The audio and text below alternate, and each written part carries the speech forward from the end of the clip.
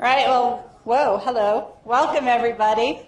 Wanted to kick things off. First of all, how many CU or other students do we have in the audience?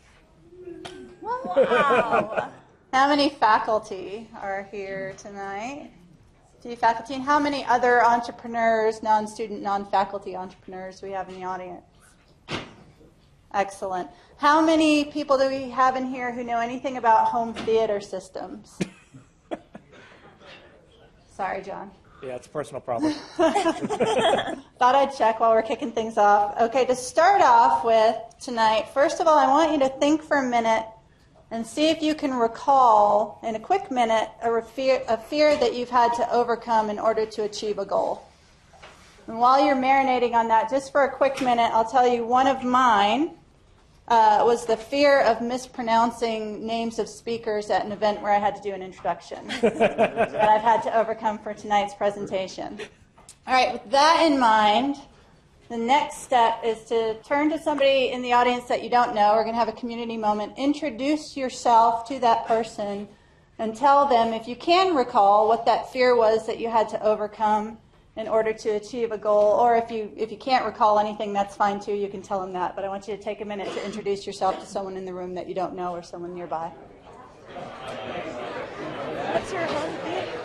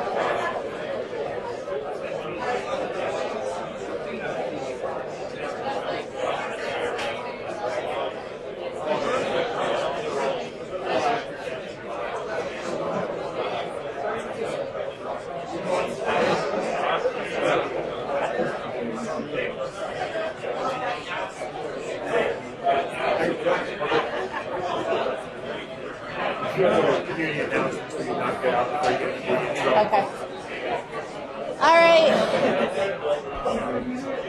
Thanks, everybody, for participating in that. Before I get started tonight with introductions, are there any community announcements, any announcements of any entrepreneurial events or anything else that anyone wants to announce to the group? Raise a hand if there is. Brad? New Venture Challenge pitch night is next Wednesday, October 30th. It's in the law school at 5:15, CUNVC.org. We'll talk a little bit about John's engagement with the New Venture Challenge back in 2009. Total no-brainer if you're interested in entrepreneurship. Next Wednesday, 5:15, law school. Thank you. Boulder Open Coffee Club is meeting tomorrow morning, 8 a.m. at Scrib on Broadway. House of Genius is on November 13th, houseofgenius.org. Okay. Anyone else? Great. Well, I asked that question that I asked everyone in here of our two speakers tonight, John Giacomoni and Manish Vachharajani. And when I asked that question, I did it right, didn't I? When I asked them that question, both of them gave me the same answer, and that was neither of them could recall anything, any fear that they had to overcome to achieve a goal. And to me, that was a true sign of an entrepreneur. So if you're one of those people that had to think about it for a long time or couldn't really think of anything, you might be on the path to being a great entrepreneur. And it's not that entrepreneurs don't have fear, but to me it's not a big deal. It's not something that, it's prevalent in their minds that stops them from doing something. It's not something they think, I've got to overcome this and really get going with stuff. So that was the reason for asking the question tonight. When John started the project in 2003 as a professional research assistant here at CU that would become LineRate, the term SDN, or software-defined networking, had not even been coined yet. People thought he was crazy, as a matter of fact. However, John might still think he's crazy. No, John, he'd been thrown into Italian public schools in the 4th grade with only a very nominal knowledge of formal Italian.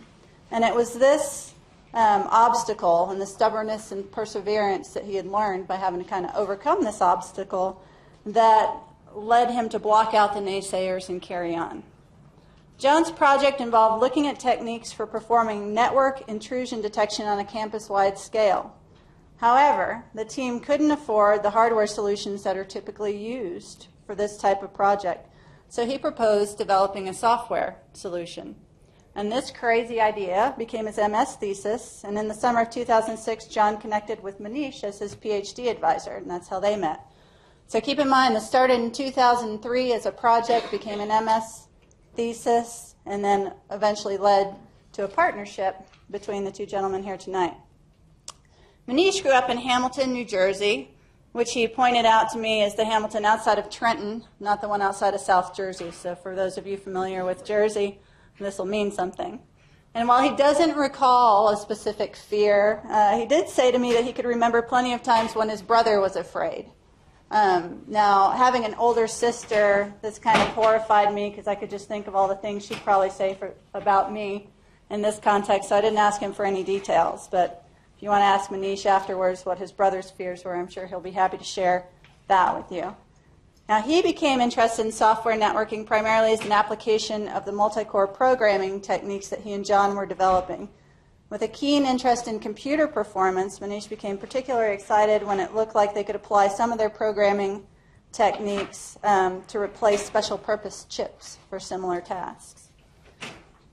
Now again, although LineRate started as a company only in October 2008, these guys have been working pretty hard at developing this patented technology since 2003. By December 2008, they had their first customer, PhotoBucket, and a $50,000 proof of concept investment from CU. With that, things took off. In 2010, they had an oversubscribed 2-tranche Series A financing, a successful demonstration of the technology, and they added a serial entrepreneur, Steve Georges, as their new team CEO. In 2011, they saw more growth, had a Series A2 financing. In April 2012, again, kind of 4 years after forming the company, but quite some time after starting to work on this technology, they made an announcement of general availability of their project at the Open Network Summit. By summer, they had several major players in the networking space showing interest in the company after this announcement was made. And coming out on top, F5 acquired LineRate in February of this year, which is not bad for a team whose ideas were originally labeled as crazy. Today, still at F5, John is taking a lead role in new product development and also working on a project we tend to call work-life balance, hence the need for someone with home theater experience. Again, if you know anyone, come to him after. He likes cooking, finding great food at local greasy spoons and fine dining establishments, and catching up on life with his wife, who he married in the middle of all this craziness in 2009. Manish is now lead architect at F5 and enjoys spending time with his wife and daughter. Also likes to hit the slopes, go skiing, road bike, and generally learn new things. With that, please join me in welcoming John Giacomoni and Manish Vachharajani as tonight's guest speakers. Thank you.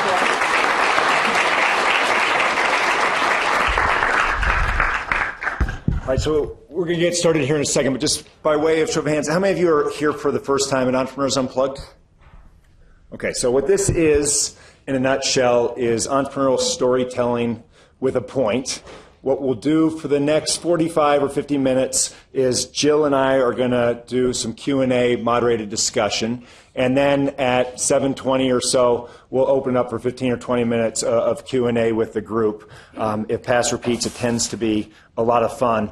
Trish did a fantastic job of introducing Manish and John. I don't think she introduced herself. That was Trish Rogers. And we might have to have you come back and do that again. That was probably the most thorough introduction in the history of Entrepreneurs Unplugged. So many thanks for doing that. Jill, let's get it started. Okay, great. So before we get started, maybe just tell us briefly about what LineRate does. And Trish told us a little, but pretend you're talking to my dad, who is a smart guy but has no idea about anything in this field. Go for it. Sure. So there are two, actually, first, before I say anything, in my brother's defense, the fears that I remember from him were when he was a kid. I can't think of a time he's been afraid more recently. So just say it. He was afraid to go into the deep end of the pool, is the one I really recall. In any case, so what I want to talk about, I'll explain what LineRate does, but there are two aspects to that. How many engineers do we have in the audience? Any? Okay, so a lot. So there are two separate things when you think about a product in a company, right? There's what the product actually does, and then there's what the positioning of that product in the marketplace, and they're separate things. So what the product actually does for the engineers and especially the computer scientists in the room is that it's a very high performance, highly programmable, what's called layer 7 proxy. Okay, so that's a technical definition of what the product does. Now, okay, what is the positioning? Well, the positioning for that really is there's this trend in corporate America called DevOps. And this is the idea where traditionally there's this wall between traditional IT, the guys who run the network, and then the people who build the applications that you're used to running. And so there's this trend that's emerging called DevOps, where you're trying to merge these organizations so that you get more agility. You don't have throw it over the wall. You don't have IT always telling applications teams, no, you can't do that. And you don't have finger pointing and these other kinds of issues. And so what we're doing is we're saying, hey, this is a platform that actually makes it easy for developers to customize their network and makes it while still allowing IT operations to manage their network, right? And so it helps both sides. So that's the current positioning. But as we'll discuss, I'm sure, in the interview, the positioning of the product actually changed over time as you discover where your market opportunities are, and then once you're acquired, what some of the forces inside of the acquiring company might force you to change some of your positioning as well. So hopefully that was useful, right? It's what's the product actually do, and then what's the positioning in the marketplace. And those are not always the same thing. And it's easier to change the positioning. It's much harder to change what the product does until you have success. And then once you have success, now everybody associates you, like F5 is known as a load balancing company. And for years, they've been trying to say, hey, we're more than a load balancer. But that's hard to do because you're known as a load balancer. All right, so that was a deeply satisfying explanation for the geeks in the crowd. Right. Tony over here is a lawyer. Okay. Can you give him an analogy or a metaphor as to what's going on here that's accessible around the dinner table? Sure. So basically what a layer 7 traffic manager or proxy is this concept of when your web browser tries to talk to a backend server, it sends a little message similar to an envelope across the network. And there's really two ways of handling that. One is the sub pieces taking the letter apart, sending each page through a post office. Or if you get to more of a layer 7 concept, I like to use, it's really just how does FedEx ship boxes around really quickly while not having to pay attention to the insides. The networking people pay attention to the contents. The application people at layer 7 really pay attention to how do you move boxes efficiently throughout the network. And another way to look at it, a 10,000-foot view, is this, right? So how many people here use Facebook? All right. Figured everybody, right? So Facebook, when you talk to Facebook, as far as you're concerned, there's just one computer that you're talking to that's doing all the work for you, right? You don't have to care about, they have 50,000 computers, right? Somebody in that network actually has to figure out when you go and talk to Facebook.com where your request is going to go and which of those thousands of computers is going to help you, right? So what our product basically does is help you figure that out, right? The way in which it's different than a lot of other products is that instead of the vendor telling Facebook, here's how we're going to send the traffic around, make your application work, we actually allow a high degree of customization where Facebook themselves, for example, could say, well, here's how I want the traffic to be steered. Right, so that's at a 10,000-foot view of what the product does. Is that better? That's much better. Thank you. So Manish is a professor, by the way, as we'll talk about. So not surprising that you'd have the technical definition. So let me tell you what I just heard and see if I get it right. So one, we're talking about a software being pushed down into hardware, and what the software allows is for better distribution of traffic and allows me to push the traffic around my hardware in a way that's optimized for my system. Is that right?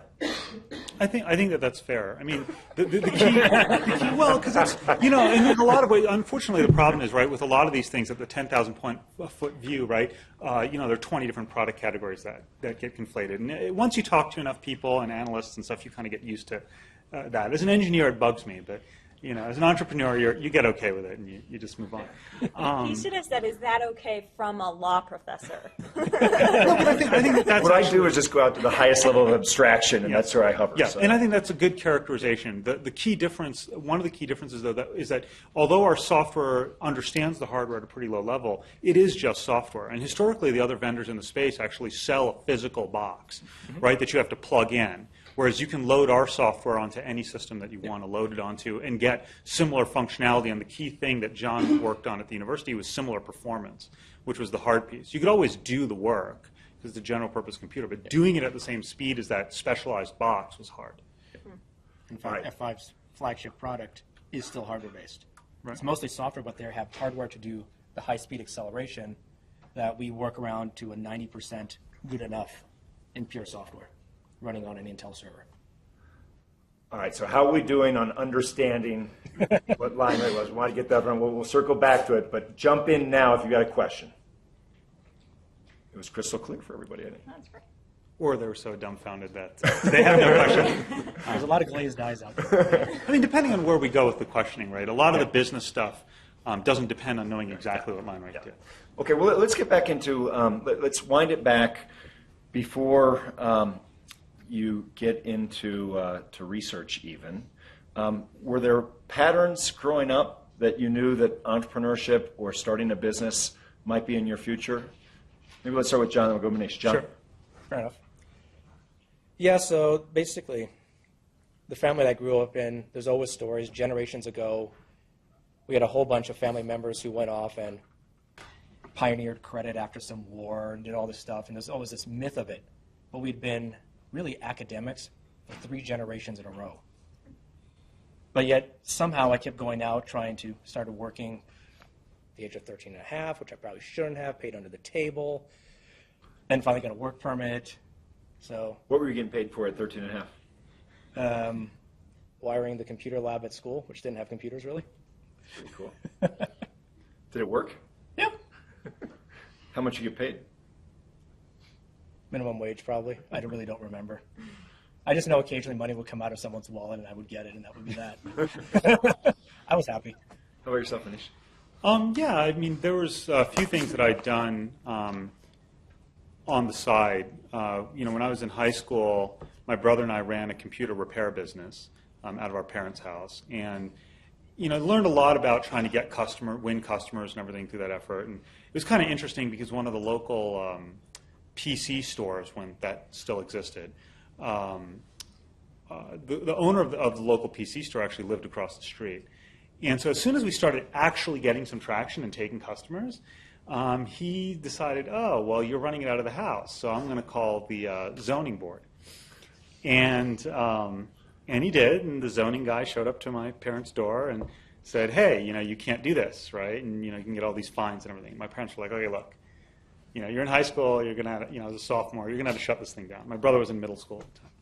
So we did that, and then we got shut down. So I learned some harsh lessons about competition there.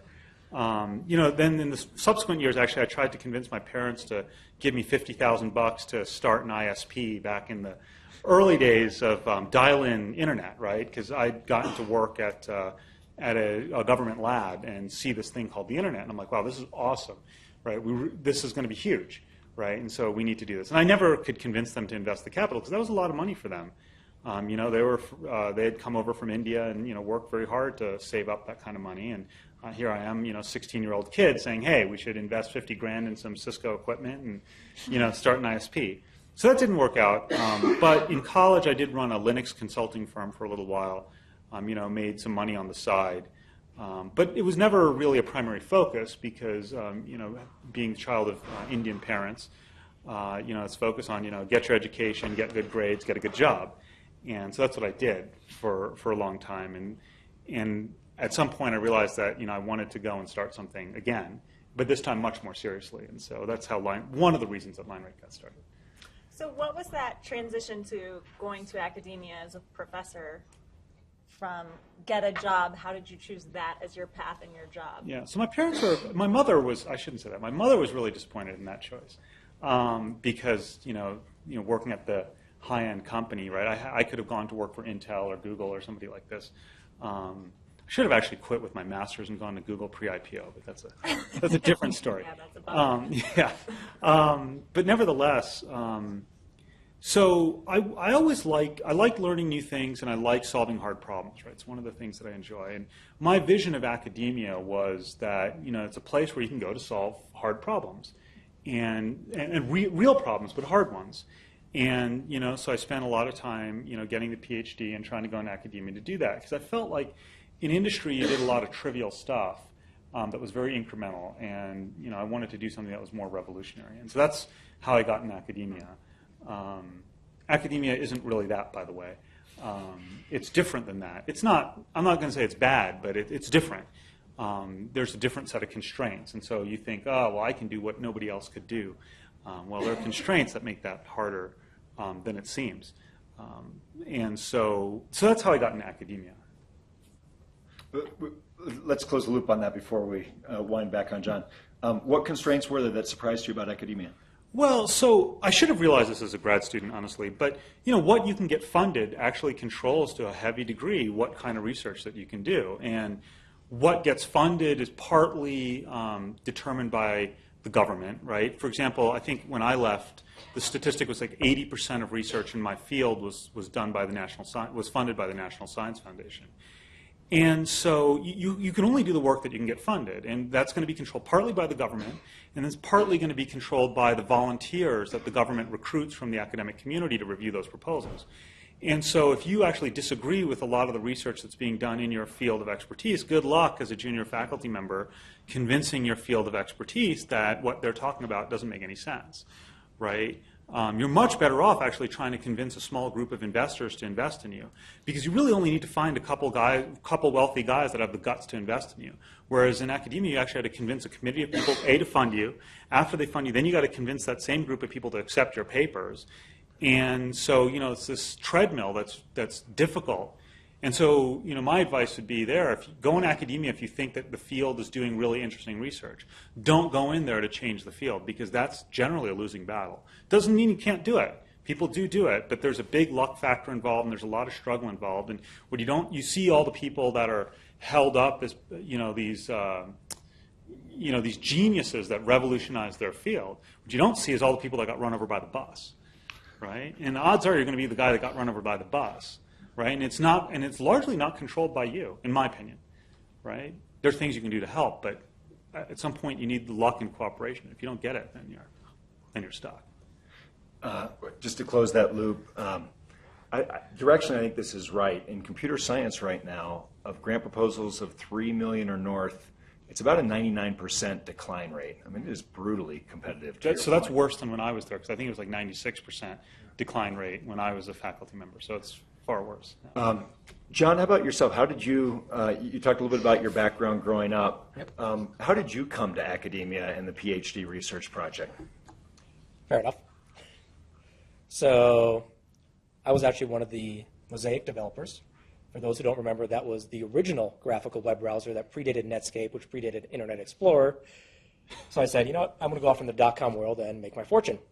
And to heck with the rest of the generations of academics in my family. Were you at Illinois? Yep. No kidding. Yep. University of Illinois, Urbana-Champaign, where I have the dubious distinction of being the last employee on payroll for NCSA Mosaic. And it was also post Mark Andreessen, which was Yes, the that, downside, yeah. right? If Otherwise, not, you would I have would been be a in California, and we wouldn't be having this conversation. and been a Netscape multimillionaire. Yes. Anyway, so I went off and bummed around a little bit, joined one startup that I thought was going to fail, so I left 6 months later to go do my own startup. They actually have survived, which is one of my few misses, but they haven't made their money either. Ended up spending the next 6 to 9 months in the sunroom of the apartment that I had, talking to myself in my bathrobe. Decided that probably was not good for me, and then the That's called apartment. your own story.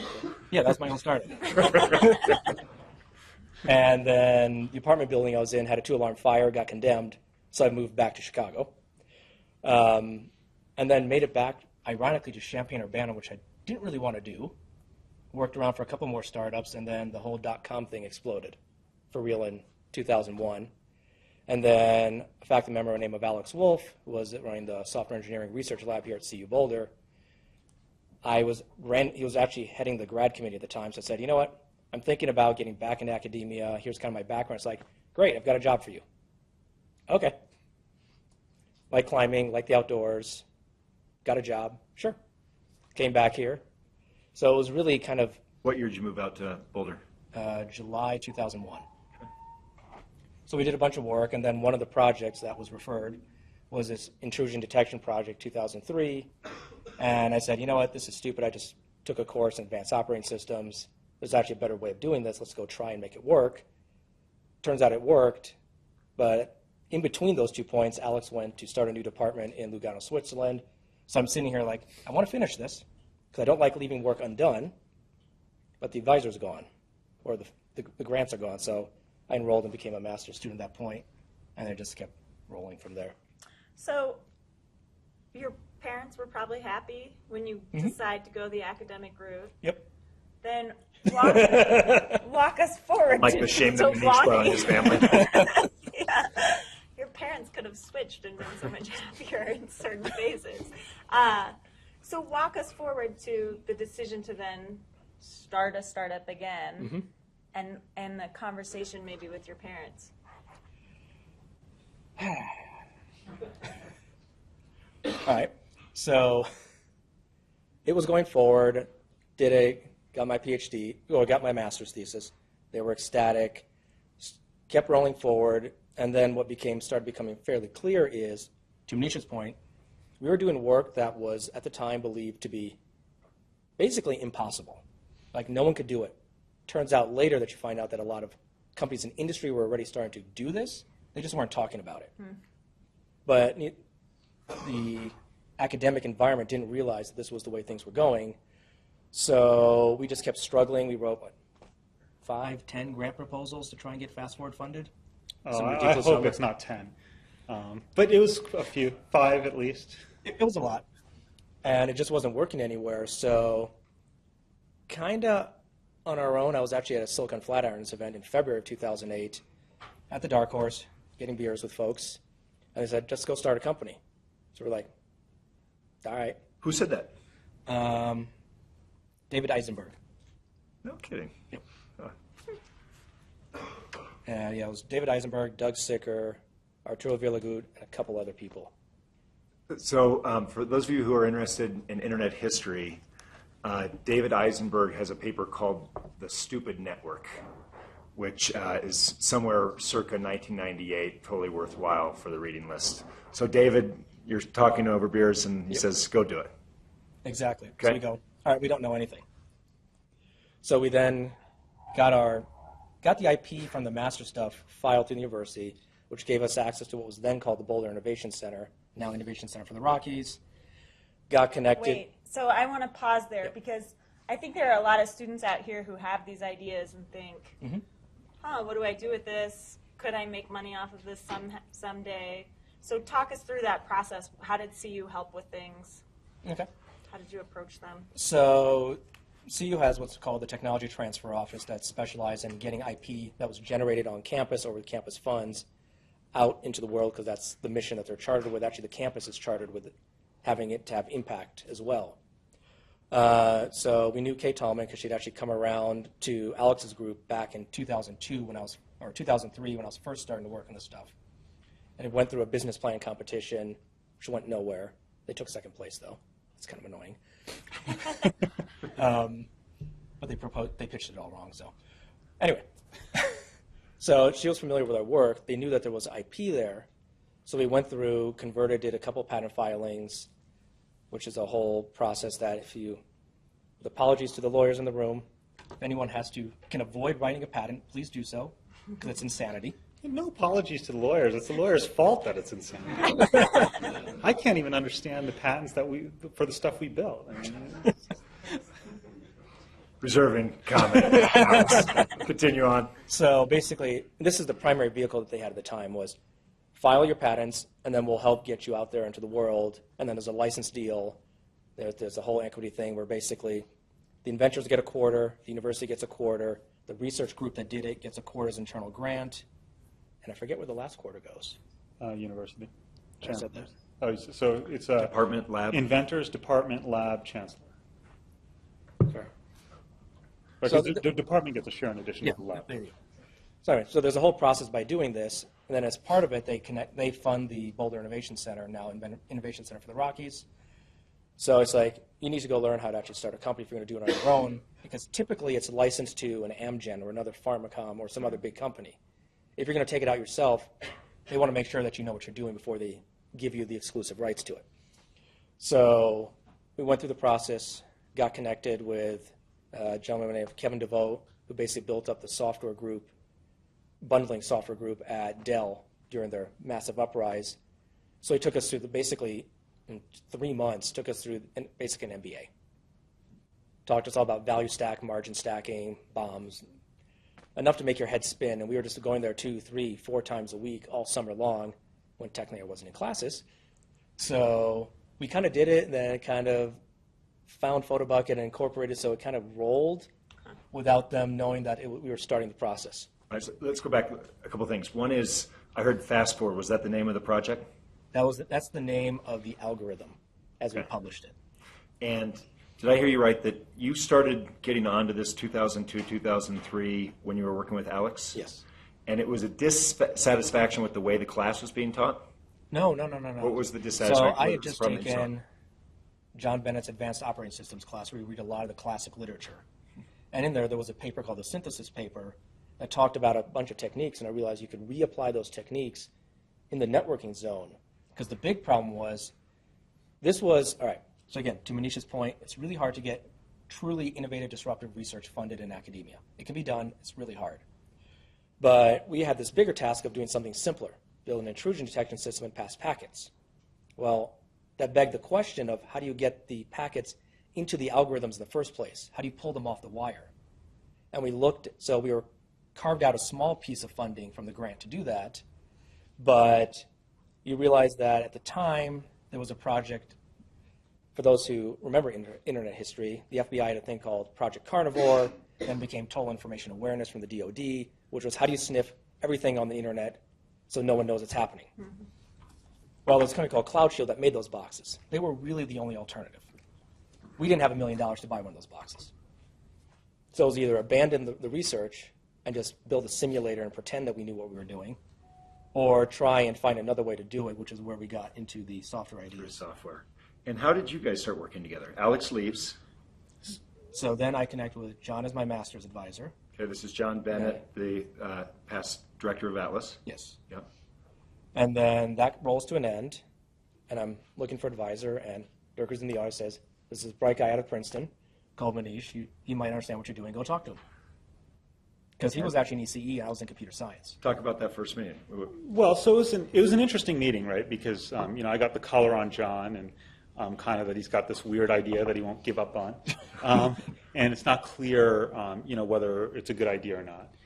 And it turned out it was, just serendipity. One of my themes is that luck matters a lot in life, more than people are willing to admit, especially when you're an engineer and a technical person. But so we've been working on this project since I was a graduate student on what's called pipeline parallelism. And we'd always postulated the existence of a certain kind of hardware and a general purpose system in order to make the thing actually work. And so I met John, he's explaining what he's doing, and I'm trying to understand what he's doing. And at some point, it occurs to me, I realized he actually has a way to do in software what we were proposing to do in hardware at the performance points that make all that stuff I've been working on interesting. And so at that point, it was like, okay, we need to really get this thing out there. And so first thing we did is we worked on, and this is an academic admission. You had to market your work in academia. So let's figure out how to reposition the work in a way where we can get this thing published. And it took us a couple attempts, and we finally got the thing published in the parallel processing literature, right? But then with that, then the idea was to say, okay, let's take this thing. I said, hey, I can take this thing, and we can actually turn the crank and publish a whole bunch of papers that use this technique. Or so I thought. And we can turn the crank, and I can get a lot of publications out of this, right? Because that's what as a research, as a professor in a research university, that's one of your important metrics. And so I'm like, okay, and John's a smart guy. I think I can work with him. Let's work together, and let's, make each other successful. Mm-hmm. So that's kind of how that got started. What's your recollection at first meeting? Did you think, here's a professor who gets it, or did you come away thinking, here's someone, again, that just doesn't get it, and I'm going to be on to advisor number 4? It probably, you've been keeping count. Not fair. It was like being the Spinal Trap drummer or something. So technically I'm on 5 because Dirk's my advisor now. It was really finally. It was a sigh of relief that someone finally got it. Someone saw value to the point where they felt that they could, even as a junior faculty member, kind of start betting their career that this line of research, which did not come out of his line of research, so it's not part of his academic family, so it's actually even harder to get grants. Because electrical computer... No. Well, I'm more of a... Unfortunately, the specialties are narrower than that. Okay. I'm a compiler / computer microarchitecture guy, which is even more specific than computer architecture, right? And so, yet we were doing work in networking and parallel algorithms. Yep. So that's a different community. There's a lot of... what's the right word? There's just a lot of, each of these are different clubs. But this is working at an intersection of two disciplines in a way. Yes, Okay. Which is really touted, but also a very bad idea. And Derek's nodding his head, right? So all the government will say interdisciplinary research. Don't do it as a junior faculty member. It's a bad idea. All right, so bad idea as an academic success strategy, perhaps. Yes. But it seemed to be a pretty good idea in terms of skill sets and and I think it's a great idea for for solving real problems, by the way, in the real world. So I think, in terms of innovation, it's great. It's a bad idea as an academic strategy because what happens now, you have 2 communities that hate your research, right? But I don't want to talk too much about that, but I can if you want. But that's why it's a bad academic strategy. But it's great for real innovation. I think a lot of interesting stuff comes out of that kind of work. Which is why it gets a lot of lip service. It's just the politics of academia make it hard. It's making it work that's hard. Yeah, it's making it work. I mean, I guess in a nutshell, the problem is that if you've got the parallel processing community, they have their hobby horses, and they want to see a lot of parallel processing work. If you have the networking guys, they want to see a lot of networking stuff. And so, when you publish this, try to publish this interdisciplinary thing or get it funded, the networking guys say, well, this is really parallel processing. This is not in our wheelhouse. And the parallel processing guys say, well, this is really networking. And so they both hate it, right? And now you can't get either person to like it. So but you're being, it's a weird thing. I guess, modest or critical or something because you did have success, right? You had 50 papers published, you had some NSF funding. Well, the NSF funding actually was because of Alan Mickelson and on a project completely unrelated to this. In fact, I don't believe that I ever successfully raised any money for this project. Alex Wolf could, but he had a very strong reputation. So, once you're a senior faculty member with a much stronger reputation, you can take certain risks that are harder to take as a junior faculty member, right? So he could get it funded through the Department of Defense. There was also a different time where DOD and DARPA were putting a lot more money, and that kind of dried up under the Bush administration for a variety of strategic reasons, at the federal government, some boring, political stuff. And so I never got this project funded. The money that we got was actually for on-chip optics, and that project is still going, but that's probably 10 years out before it's really commercializable. So I'm fascinated. What year did you guys meet originally? 2005 or 2000? May 2006. All right. So right after I defended. That late. Okay. From May 2006 to somewhere in 2009, you guys are convinced that you're onto something. Right. But in terms of external validation, it doesn't seem to be going particularly well, especially within academia. Is that fair to say? So we got 2 papers published. So one in Principle and Practice of Parallel Programming. I think that was That was January 2008. Yeah, it was a second attempt, yes. And the overall architecture was an architecture for networking communication systems in December of 2007. So we actually finally got both papers published right shortly after, well, about a year and a half, because you submit them summer 2007 to get those publications. So we had a little bit of validation from the academic community. I mean, the demoralizing thing was that I thought we had some momentum because of that, and we really didn't. It kind of then fizzled out. It was hard. So we didn't have any real external validation. And by the way, the companies we were talking to around the same time frame were like, basically, this is impossible and useless. All right. I'm just fascinated by this. This is because I mean I think everyone can identify with a place in their life where they're believing in something, but everyone around them is saying not going to work. Right. This was your 2 or 3 year period, right? Mm-hmm. Yeah. What was it that you saw that kept you driving on this project as opposed to going to a different research path, finishing the PhD, doing whatever it was? Why did you drive forward? What was the conviction? The data was there. The data was absolutely there and supported it. So we knew that really it was a marketing and acceptance problem. It's a presentation problem. It's not the engineering was done. I'll be a little bit more skeptical than that. It's more than just that. I mean, part of it's your ability to market it and convince people, but sometimes people just aren't ready for those ideas. You can be too early, and in entrepreneurship, by the way, being too early is the same as being wrong, because you run out of money before you can be successful, and well, then you might as well not have done it in terms of you don't have no impact, you have no money to show for it, right? I mean, you have some experience and you learn stuff. So, I mean, for me, it was, first of all, right, the data's there, right? And I don't want to disparage academia too much, but there are different classes of faculty. It's going pretty well so far. Well, I'm trying to be actually fair about it. I think that there's a lot of great things that academia does, right, especially on the educational front and training students and actually trying to drive certain kinds of discussions around innovation. But and I lost my train. Oh, right. So what basically happens in academia is, right, you can try and do the minimum amount of work to get the paper published. And I was never really about that, which is another reason I was a crappy professor, by the way. And I wasn't really about that. I really tried very, very hard to do what I thought was really good and thorough research, which reduces your publication rate, amongst other things. But that means that the data is there, right? You can be much more confident that your idea is real.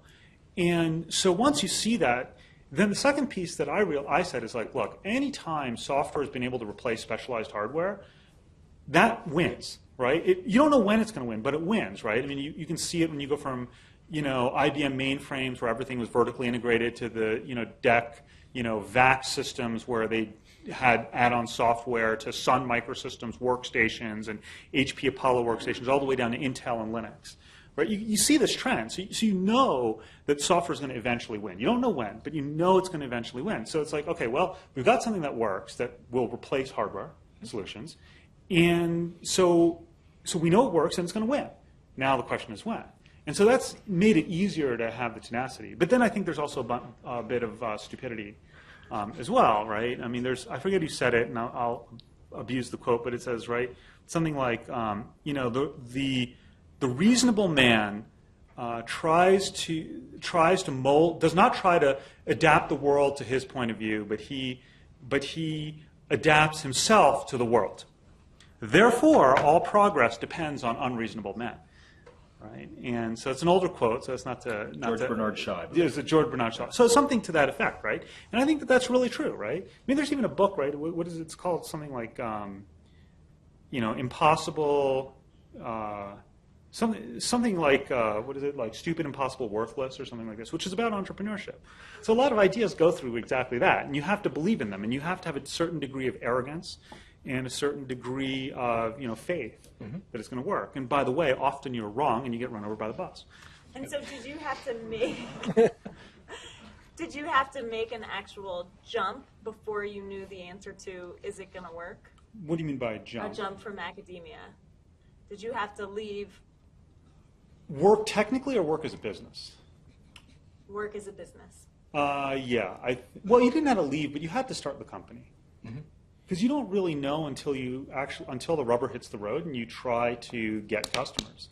I mean, as a technologist, maybe I'm saying this with a technology bias. I think technology is easy relative to getting customers because you know, academia, one of the things it does really well is you share ideas, and you take technical ideas and you boil them down. So even when industry invents good ideas, academics do a very good job of refining the theory, boiling it down, and publishing textbooks and other things where you can learn it. And we have a whole engineering tradition around teaching people how to solve technical problems, right? The problem is in business, actually, everybody wants to keep this information secret because it's a source of your competitive advantage. And so what do customers really want? Well, nobody talks about that. And so you got to go out and figure it out the hard way. And there's a lot of uncertainty. And so until you actually go out and talk to customers, you don't know whether you have something or not. You have a hypothesis, and now you have to go out and test it. And you get punched in, what I call getting punched in the face a lot. Nicely, but you go out and ask somebody about something, and they'll nicely tell you that you're an idiot. They're nice about it, which makes it worse, actually, because now you're not sure if you're onto something or not, right? And you start to learn you start to get a gut feel kind of, okay, this person's just, fluffing my ego up and wants to be nice. Especially because in engineering, the other thing is in academia is like we're mean to each other. Especially in computer science, man. If you have a bad idea, you're going to know it. Right? They're not going to say you're stupid, but you're going to know, right? Well, I disagree with you, and here's why. In business world, people are a lot more politically savvy, and so they're very nice. They don't want to make you mad by telling you that what you're doing is wrong. And so you got to kind of learn to read between the lines and say, okay, this guy is never going to do anything, right? Because they don't actually believe in what I'm doing, and that's hard. Yeah. So actually, I think there is a point there to that question, though, which is. So part of the 50K went to, so I was doing mostly on my own, but Manish was also being freed from the university to buy some of that money, so we were replacing some of his salary so that he could work on the company. But really what we were doing is, primarily in the early days, Manish was building the initial prototype. I was going around pounding the pavement, getting punched in the face repeatedly, both by customers and investors. And the hard part is, as Manish was saying, investors hate saying no. There's always another meeting to be had. As long as you don't kick them in the face or something, you will have another meeting with them.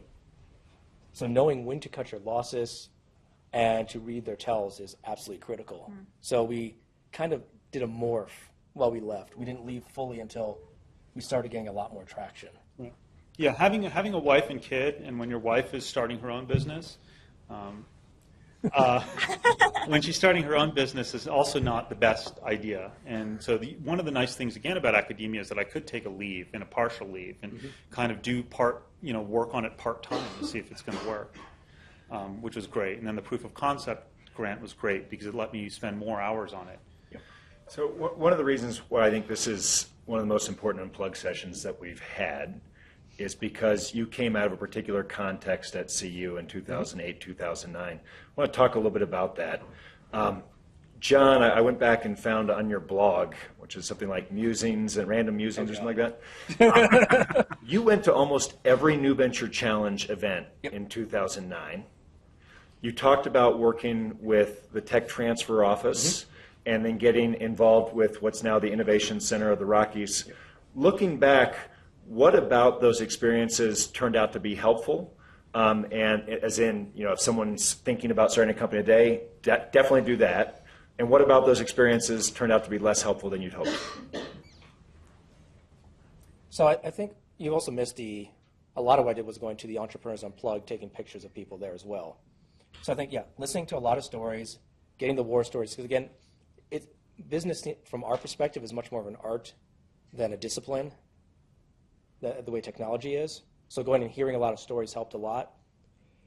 But I think the biggest thing really was committing myself to being at every single one of those events, to taking the pictures, to getting them up in a timely fashion, to interacting with everyone, getting people's names, going and interviewing Paul Berberian to do the intro for him, really was practice for hustling. That's really what it was, because when you go pound the pavement, really you're just hustling. You're trying to get someone to give you money for, at best, a PowerPoint deck. Or worse, actually bet their business on trying your product. Yes. There's also that. So I think really that's really what it was, is going out there, pounding the pavement, learning to see what were good ideas, learning to see what were bad ideas. And then there was the, what was it called?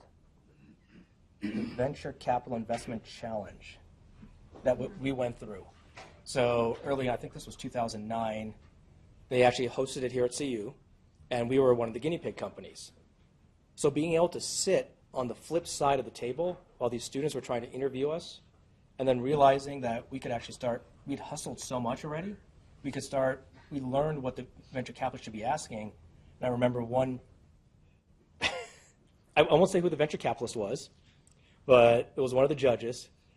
And Manish went through, and we both started schooling the other kids on why they were doing the deal wrong. But again, it's this hustle, it's this learning through doing. Just get out there and go do it. So I want to drill down, Manish, so you're having domestic negotiations, I assume, as to whether leaving academia is going to be the right thing. As I understand it, CU did not make this easy for you. Is that fair to say or not? No, I think that's unfair. There's something else that they made harder. Well, okay, hold on. There's two sides to that. So financially, actually, they made it really easy. You know, Mike Leitner was very supportive. The senior faculty were very supportive of me taking a leave and doing these things. I mean, they were concerned about my tenure case, legitimately so, by the way, as it turns out. But CU itself made it actually fairly easy to be on leave. I mean, the nice thing about being a professor is nobody really checks up on what you do, right? As long as you show up to class and do something, I think you can spend like a couple years, not that I'm suggesting it, but I think you can spend a couple years not doing anything. And, you know, just skiing. And actually, I'm sure there have been people that, you know, the faculty that have been around longer can speak to it. I'm sure there are people that actually do it. And they're around for 3 years, all they do is ski, and then they wash out, right? So it's certainly possible to do it. So what's nice about that is it gives you the opportunity to explore a lot of these things, and CU emphasizes outreach and these other things, and this is a kind of an outreach activity. Not that that counts towards your tenure case, really, but it's okay. They're supportive of it. So I think in that way, CU is very supportive. What they made hard is because the university is kind of schizophrenic about supporting entrepreneurship, right? There's part of the university that really wants to do it. And there's part of the university that's like, well, here are our, you know, old guard academic standards on how to do things. And admittedly, I was kind of on the borderline. But you guys have to be stunned by this, right? I mean, could you imagine 150 people interested in entrepreneurship? I'm really 4 flattered, years ago? actually, that so many folks come out. And I think the Including a lot of university, senior faculty that are here, too. you know, I'm very flattered by that. So I think on that side, CU basically made me choose: do I do this company or do I try to get tenure? Right? I had to choose. And really, they could have avoided that by saying, okay, we'll freeze your tenure clock. And they didn't do that. Some of the reasons are complicated. Right, you know, at the time, it had just been after the Ward Churchill thing, and so because of that, the university had to tighten up tenure standards and the rules, and that made it a little bit harder to bend the rules. I mean, I remember a discussion that I was talking to Stein Sturr, who was, I think, the dean of research at the time, and you know, he was saying, well, you know, one of the discussions was that, you know, well, they're like, well, if you can go out and start this company, well, why can't somebody freeze their tenure clock to go out and write a book? You know, from the literature department. And it's like, well, look, you know, we're trying to support entrepreneurship here. And if you want to do that, you know, what are the odds, and again, no offense to the faculty that have been around a long time, what are the odds that somebody who's been at CU for 20 years and has never started a company is going to go start a company? Odds are it's going to be the young guys that are going to go do it, but you got to be supportive of their efforts to do so. And in doing so, you got to, you know, one of the things you can do is freeze their tenure clock. And you know, when we can narrow it and say, look, if you're trying to commercialize technology you built at the university, you can get a leave for that. But you can't get a leave just to go write you know, a fiction novel that you want to go write. And that was a very hard argument to make for a variety of reasons. I mean, it seems unfair. Well, why do engineers get to do this and not the rest of the faculty? And I think there's some legitimate issue around fairness there. So it's hard, you know, for a big organization to kind of change its ways. I think on the other hand, they've done a really good job encouraging entrepreneurship among students. You know, I think that's been really positive. And I don't know what the situation has been with faculty since I left. Perhaps it's better. I just don't know. I would walk forward a little just for the sake of time, because so you both make this jump, which is pretty brave, and then it starts working.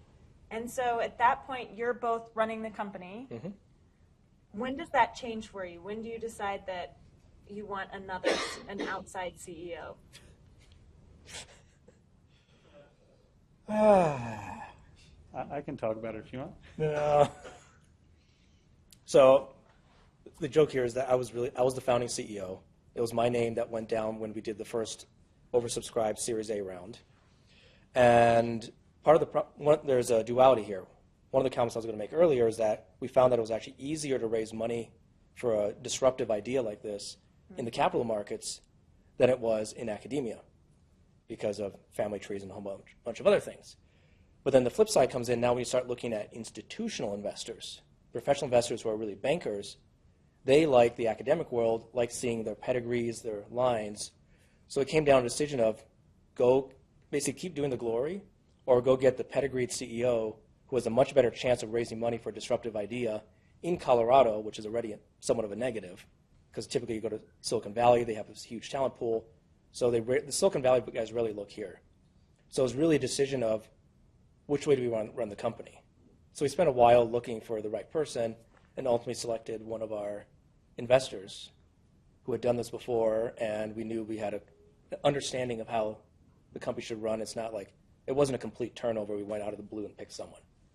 So you could have kept at a certain level, but to get additional investment at a higher level? Well, we were running out of money. Okay. So the cash run out was going, we made the decision. You guys did your seed round, or do you sell as an A round? The first one. It was a Series A1. A1, and so John Ives, among others, is here. John, you were in the first round, right? And how much was the first round? It came out to $575 plus the university's note. Okay, so you guys do roughly $600,000 in what year? 2010? Yes, January 2010, and then the second close was middle-ish. 2010. 2010. Yeah. Okay, and you need to do a second raise, which is going to be the A2. Correct, which was the venture round. Okay, so you're looking for venture capitalists now. Correct. And how much were you looking to raise? We took, 4.75? Yeah, as much as possible is always the right answer. But we ended up raising, I think, 4.75 or 5, somewhere in that. So you're making a 10x leap in terms of Yes. size for that second round. And I suspect that the conversation was, you guys are great, but if you don't have someone with a certain name and bankability in terms of track record, we're not going to bring in $5 million. They never tell you that. They don't tell. That's the reality, but nobody ever tells you that, right? Yeah. So really, it was a conversation we had inside the board, what the strategy was, how do we want to go do this, and it was without making waves, they probably would have supported it, but the problem was we had raised the initial basically the funds January. This was now fall of 2010, and our cash run out at the time was going to end basically April of 2011. So you didn't have a lot of time to play around. So yes, we could have done it, but I could have also created the company at the same time. Yeah, it's a hard thing. I mean, and there's this idea that you can bootstrap, right? And in some industries, I think you can bootstrap successfully, and in other industries, it's very hard. In the networking space, where you're building a device that's mission critical and you're trying to sell it to very large operators, I mean, they ask you, who's your venture capitalist? Because even if your product works, they don't want you to go out of business in 6 months. And so when your customer asks you, who's your venture capitalist, well, guess what? You better raise some venture capital. Yep. And the bigger the institutional investor, right, the more the pedigree, political dynamics, the more it looks like academia, to put it, not that analogy helps a lot of people, but because you have larger bureaucracies, right? I mean, a big venture fund that has $2 billion under management like NEA has something like 40 partners, and they all had to vote yes, because any one of them has a black ball. So now you got to convince 40 people in a room. 40 people in a room can never do anything revolutionary. I assure you of that, right? They can't, because there's always a reason to shoot something down.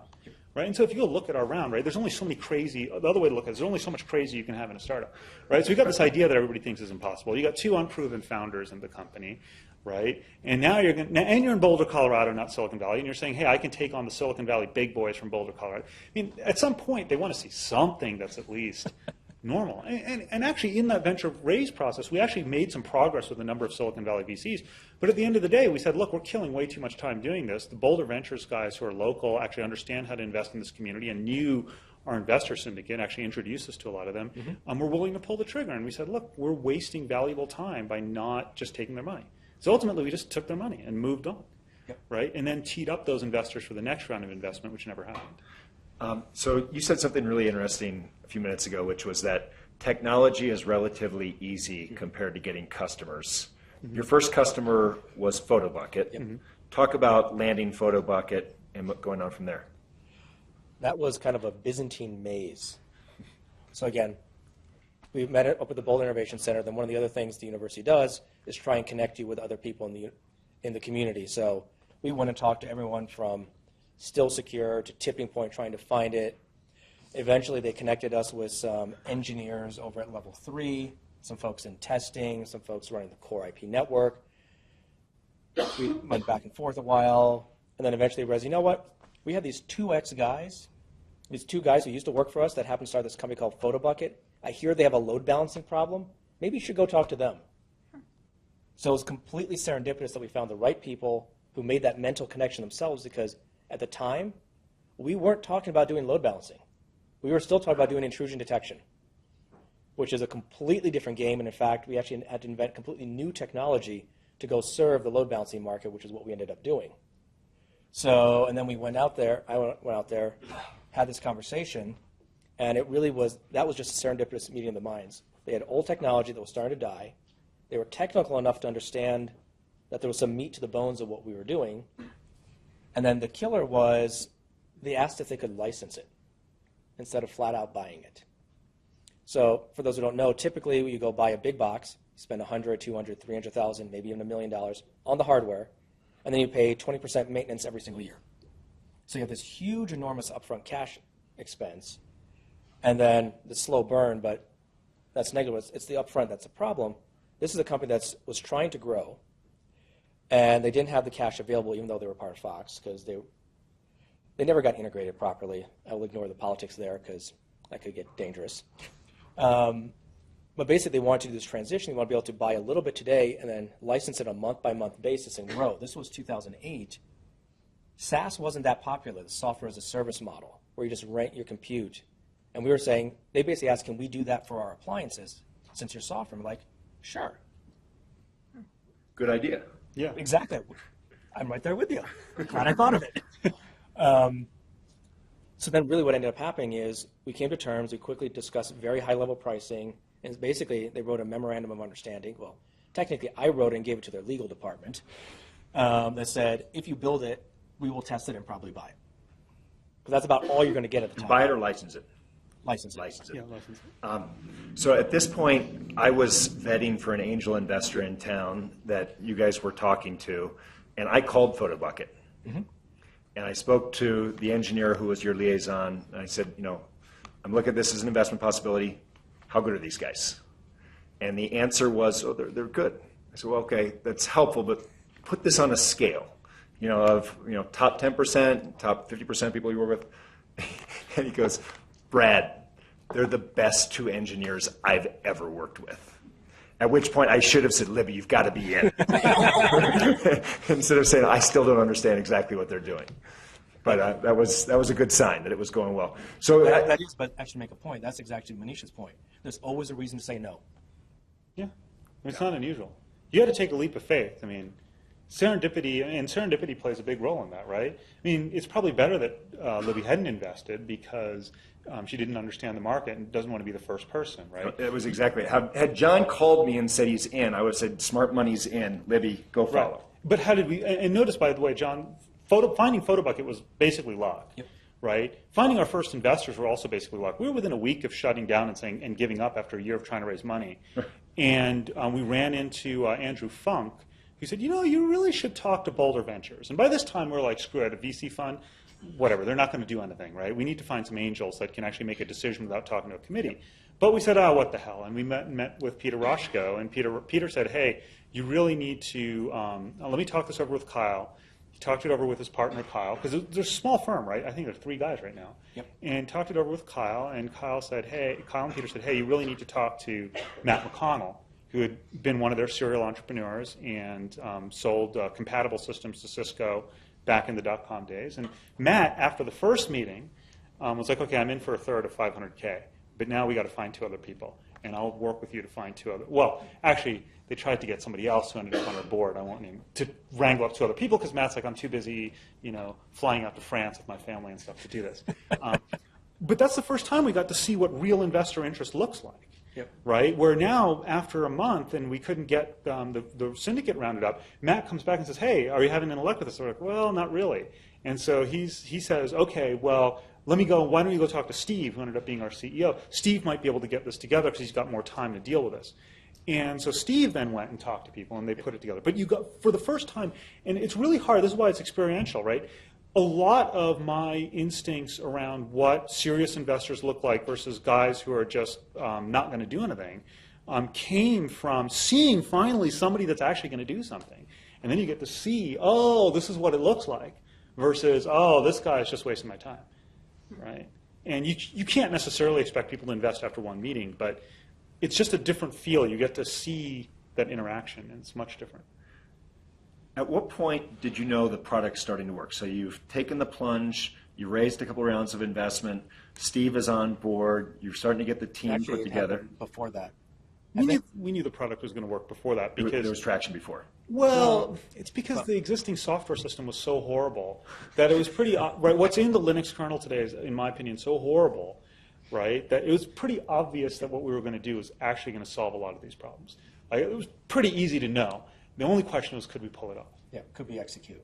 And by before we got Steve, so the chronology was, again, January 2010, raised a round, hired our first guy, Mark Terrell, who was one of Matt's stars, which turned out to be the best hiring decision we've ever made. And we kind of were wishy-washy about it originally. What's Mark's last name? Terrell. Terrell, is he with the new company as well? Yes. Okay. He's now running all of engineering for the group. We had just sunk $100,000 into our test lab out of the 575. Like day one, check. Here you go, Dell. Give us a big chunk of money. Send us the gear. We need it. By middle of that summer, we'd actually demonstrated we could execute. We hit the half of the performance that we were at. The three of us working in the old Exabyte headquarters in rooms just head down. We banged it out. And I think that's a lot of what gave Steve the confidence to come join us, because it's a two-way street. He's got to see that the product works. And he's betting his reputation on it, right? So we'd already seen that the product was there. Now the question was, could we actually sell it? Could we actually get it fully productized into PhotoBucket's hands and develop a go-to-market strategy that would work? And so what time frame are we at now? This is now late summer 2010. Okay. So based on that strength, that's when Steve comes on board. We keep productizing the product. He starts going out doing the fundraising trail to raise the money. And that's a 6 to 9 month process. So in terms of making that leap from we really believe that this is working, solving hard problems, to now let's sell, conventional wisdom in the startup community is it's really on the founders and the CEO to be the best salespeople in the organization. Was that the case for you guys? It's still the case. Yes. Actually, right, I mean, I still go out on sales calls because we haven't trained our field on how to sell it yet. So, right, I mean, Thursday I've got a meeting with a major financial. I go out and actually pitch the product in conjunction with our sales teams. And I've got major systems companies on Wednesday and Thursday. Yeah. So it's still the case. It takes effort to teach people how to sell the product.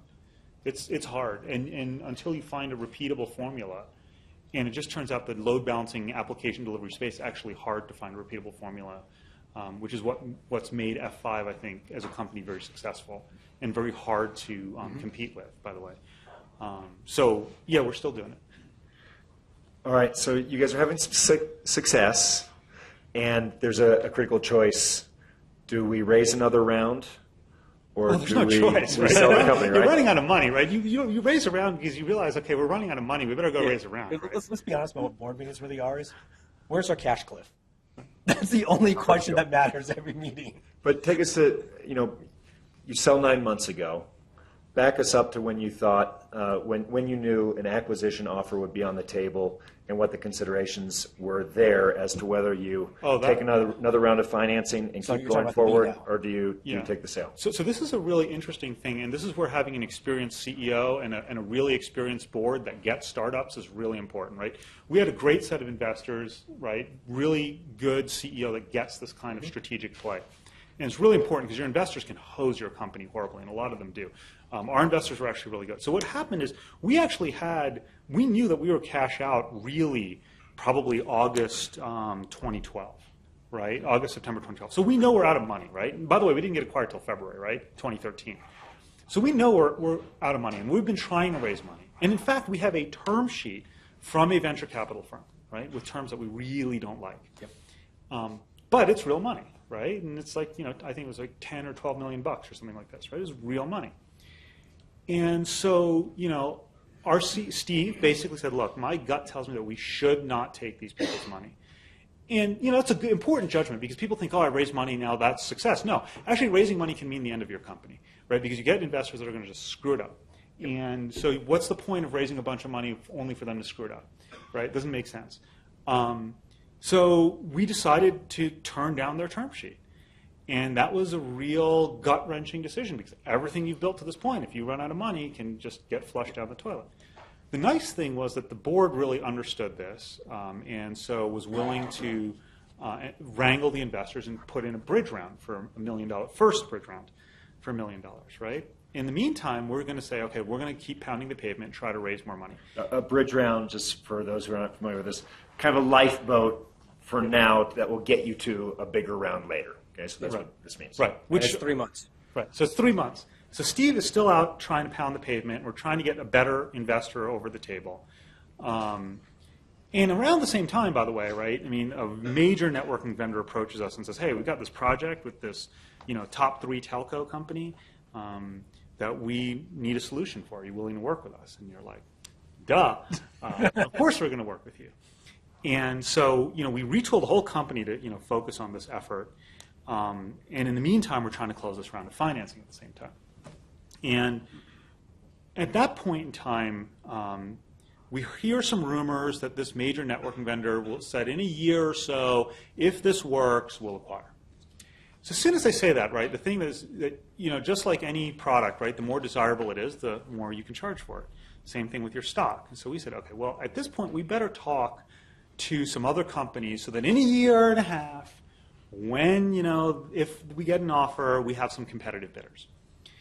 And so we did that. And at the time, we had to talk to F5 Networks, right? Because they've been trying to talk to us for like 6 or 9 months or something. And we didn't want to talk to them because we're like, look, they're our major competitor. The only thing we're going to do is go in there and tell them everything that we have to know. And then they're going to go and just use that against us. Let's clarify how much of a competitor they were. Our business plan was to kill F5. Right. And basically every deal for which we were being evaluated, they were the competitor in that deal, right?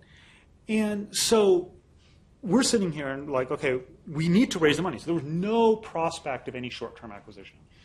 And it just so happened, on December 26th, after the second bridge financing, I think by that point. So we met them for the first time right before Thanksgiving.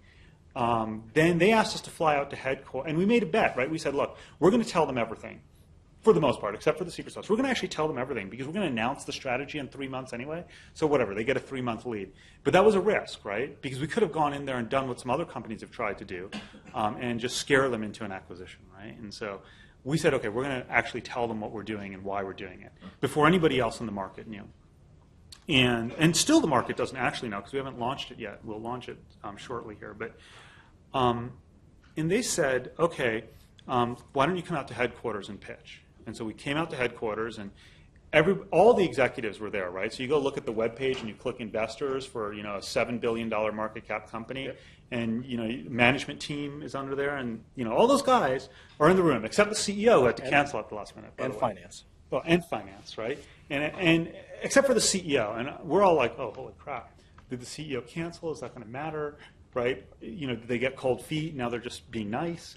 So who knows? So we all fly out to Seattle, and we end up pitching the executive team.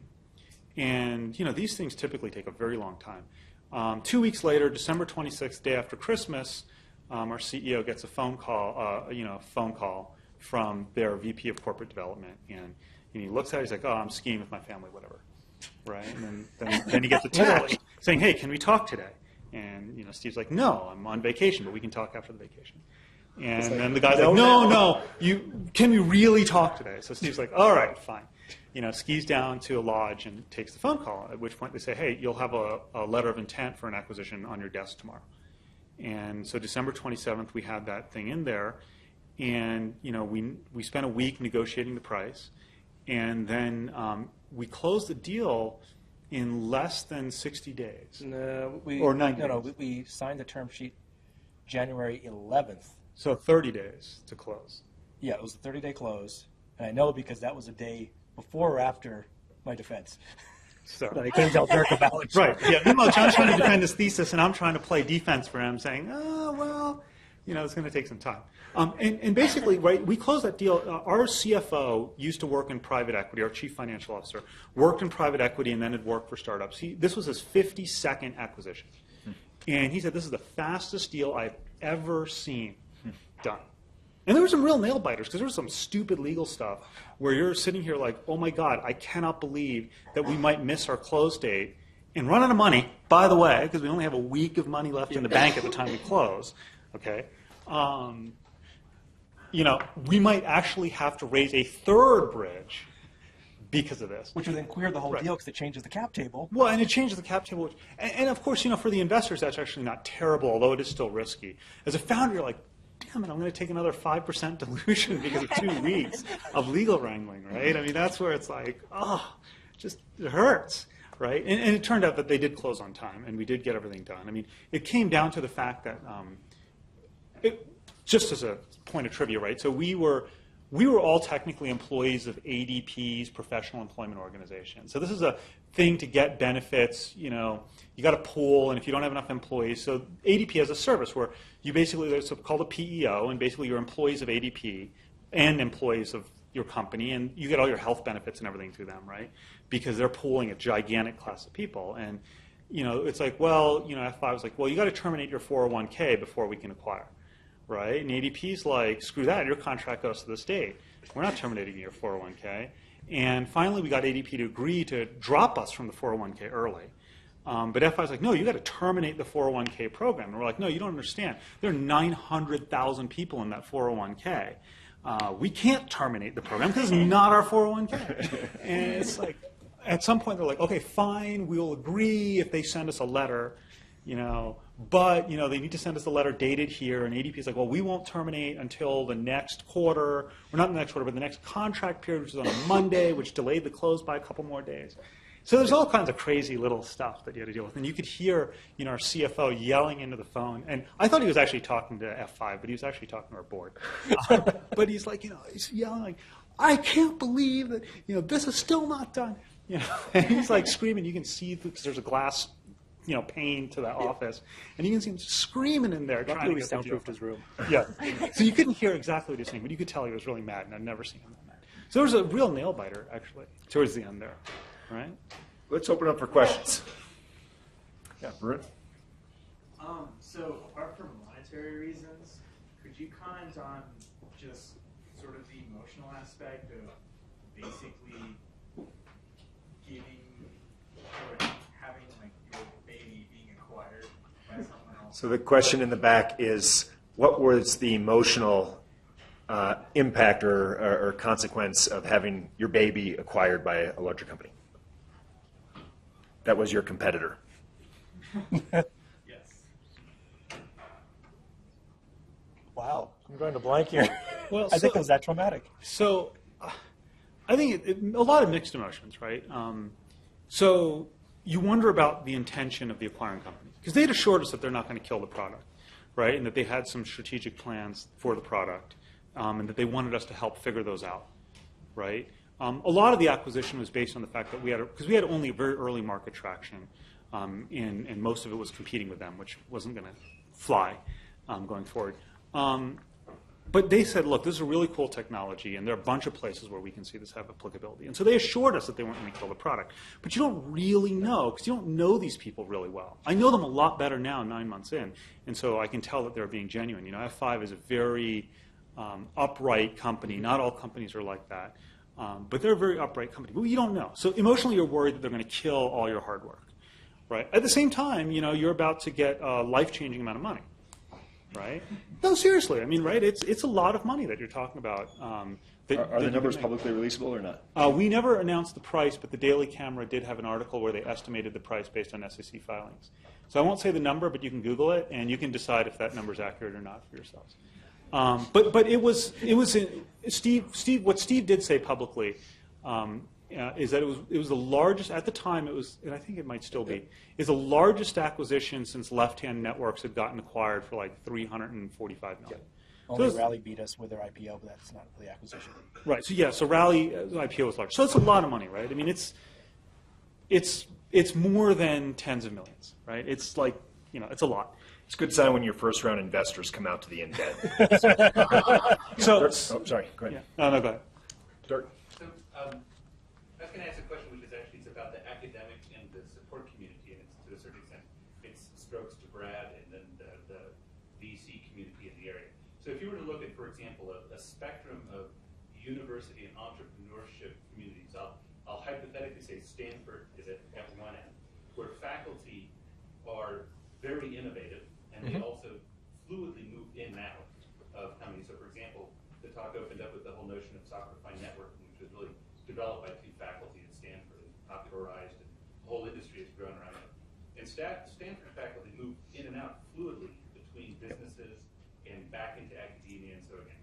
And then, I mean no disrespect to Salina, Kansas, I'll take Salina, Kansas State University as perhaps the other end of the spectrum, where you could have had the greatest idea in the world, but you're screwed because you're in Salina, right? Because there's no VC, there's no community, there's no nothing. And Boulder is somewhere in between, and I think it's much closer to Stanford, primarily through the efforts of a number of entities in the campus here.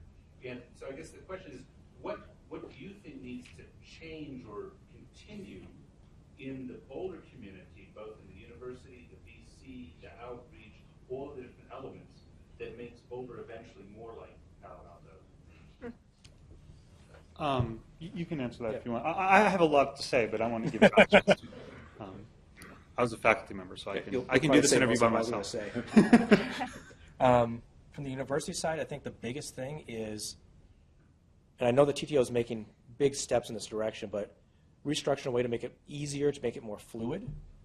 For instance, there was one startup that I'm on and off working with where there was a question of whether the IP was actually university owned or not. And then similarly, there's a question of if a student is working on a side project, does the university actually have claims to that or not? So trying to clean that all up so it's a much easier to get out, because one of the big problems that we had is every investor is like, oh, you're a university deal. All right, let's start going through the checklist. Are you licensed? Can you be exclusive? Da-da-da-da-da. How much equity was it? So that you need a lot more transparency and fluidity there. I think Manish will bring up the point about make it easier for the faculty members to come and go, slide in and out. And then from the community, really what's missing is we need more than one major VC firm. So there's really 2 major funds in the area. One is Foundry Group, currently on their 3rd fund. All 3 of them have been $225 million. Boulder Ventures currently is trying to close another round, but they're a boutique fund, and historically they've stayed at sub $100 million. So you have one Web 2.0 consumer type fund and one infrastructure type fund, and they don't really compete with each other, so there's no ecosystem to build a better ecosystem. I think that's the biggest thing that we're missing here. There are a couple other funds, but some of them are zombie funds, and then some of them are real. But those are the 2 major ones. So 2 other active funds for those who might be looking for money. One is GrowTech Ventures, which is actually a Virginia-based fund, but Joe Zell does all his investing in Colorado. He's got about 10, 11. Yeah, Joe's great for local investing. And then Access is active as well, among others in the area. Yeah, Access. Go ahead. No, they're much more a following. I'm trying to look for big leaders, and yes, I miss GrowTech, but Access is a follower. Yeah, Joe Zell's great actually, because even though they're Virginia, he's out here a lot. He invests, but he lives here now. Yeah, so I think there are a lot of little technical things that the university can do. One of the big things I think is certainty around the terms that are going to be reasonable. So this idea that we're going to negotiate every deal is not a good idea. At Stanford, right, when a deal comes out of Stanford, VCs understand that the university will negotiate a reasonable deal.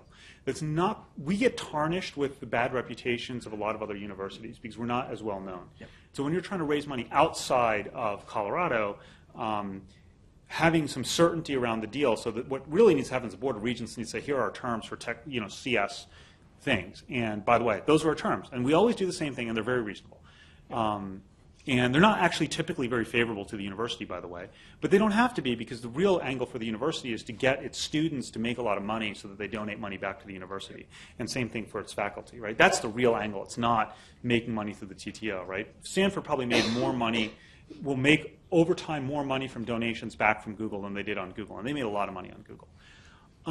So that's on the university side. I mean, there's a lot of details. I think the big thing and the hard things to deal with, more capital, I agree with that. Local capital that's committed to investing locally, right? And I think Access, GrowTech, Foundry, and Boulder Ventures are some funds, but having a few more would be good. The other piece, though, is actually getting the business community to respect the university and the faculty at the university and the students at the university. If you're a Stanford professor and you come out with a startup, one of the investors commented, if this company had been, our company had been out of Stanford, we would have gotten funded a long time ago, right, when we were struggling, right? And it's just that reputation, right? I mean, so that's a hard thing to develop, but we want to develop that where it's like, oh yeah, this is coming out of CUs, this is going to be real, right? And I think that takes a lot of outreach on the part of the university and some trust on the part of the business community, because a lot of the business guys view academia as a bunch of eggheads that don't know how to do anything real. And unfortunately, I think there's some merit to that accusation, but there are always good faculty members where that's just not true. And we need to figure out how to get the business community to be able to tell the difference. Because once you have that, also, by the way, the startup ideas will get better. Because at Stanford, what happens is companies come and talk to the faculty about their problems, and faculty go to the companies. That's much harder to do coming from CU. Yeah. So it's that mutual respect, I think, that would really make life easier.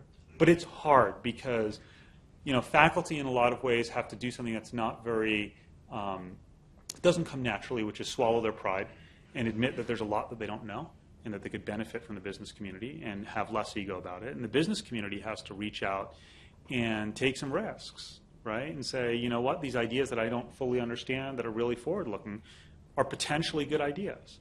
And it just takes time to do that. Successes like LineRate help, but I think it takes time. And Stanford has been doing it since I can't remember the name of the dean that started Frederick Terman with Hewlett-Packard, right? And encouraging those guys to go out and start a company to serve the needs of the electronics industry and the military. And by the way, the irony, here's the irony. Stanford also leveraged the wave of government funding because they were one of the few universities willing to actually accept government money, because other universities kind of viewed it as dirty to take money from the government. Which is ironic given the current state of affairs. But so they took that, so they had a huge source of money to do interesting research. They had this outlet in the Department of Defense to do a lot of the early startups, and that created an ecosystem. So I don't know what our catalyst is, but we need that mutual respect. I think it'll help a lot. Yeah. It sounds like you learned a lot of stuff about being an entrepreneur in business, school of hard knocks, which is not what you said. Went to BCIC. Oh wow, you know some stuff. Mm-hmm. So on the flip side, what's one class you wish either existed but you'd taken, so that once you got in there as product people, you'd say, oh, the world is further ahead. I think we should have a class, and I don't know how easy it is to do this, but we should have a class like Stanford and Berkeley have that's taught by Steve Blank out of his book, what's it called? The Lean Startup? Startup Owner's Manual. Well, the Lean Startup was Startup Owner's Manual. The Startup Owner's Manual and 4 Steps to the Epiphany. Eric Ries, who wrote the Lean Startup, was one of his students. Yeah. Now, the books are terrible, by the way. They're not bad. They're not bad because they have bad information, by the way. The information is fantastic. They're just not well written. Sorry, Steve, but that's I don't know him very well, but that's really the case. Yeah. But I think the course that he teaches is really great because it actually gets students to go out and try to pitch their product ideas and get customers. Because you need to be able to get customers before you've built the product. Mm-hmm. And actually being able to go do that and actually figure out and go talk to him and say, hey, I want to teach this course here. How do you do it? And actually being able to do that, I think would really give people firsthand experience, and it's in a low-risk setting because you're already a student. And I mean, there's Stanford students that have gotten checks from customers before the end of the semester, right? And then they go and start the company, and I don't know what the outcome of those things has been, but I imagine you do enough, they'll be successful. I think that would be a great course for the business school or the eShip program to teach. Or Atlas. Or Atlas. Atlas has a course like that through PDW called Startup, and it's idea to launch